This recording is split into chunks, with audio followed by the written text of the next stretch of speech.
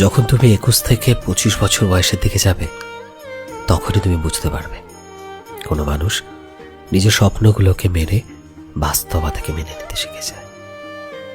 কেউ কেন চুপ থাকতে শিখে যায়, কেন কারোর একা থাকতে ভালো লাগে, কেউ নিজের ভালোবাসা বন্ধু কেন ছেড়ে দেয়।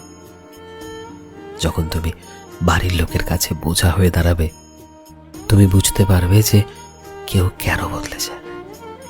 দিন পেরিয়ে যাবে, তুমিও সবকিছু মেনে নিতে শিখে যাবে। তুমিও সেই সব অভ্যেস ছেড়ে দেবে যেটাতে তুমি খুশি থাকতে।